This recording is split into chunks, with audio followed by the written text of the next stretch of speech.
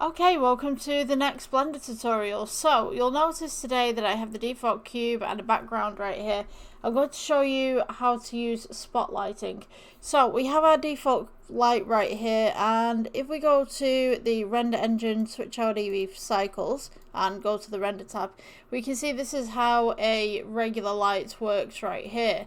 So what we're going to do is change this one into a spotlight under the data section as we click on the lights, and you'll notice that it changes into this type of lights. Now with this we can go ahead and we can move this around practically anywhere that we want.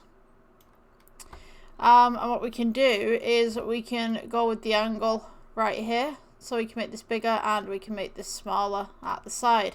So now if I duplicate this, Shift D, and I go R for rotate, and we rotate this round, we now have this double spotlight. I'm going to go ahead and change this one to blue.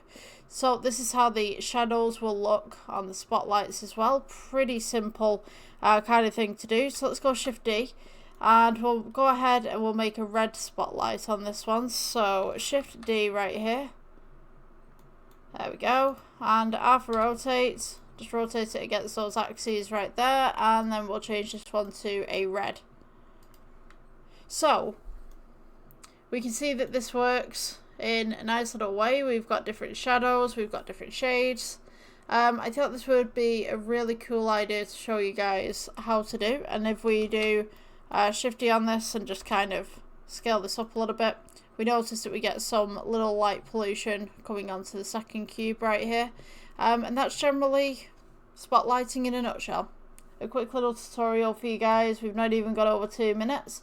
Enjoy your day, and I will see you in the next one.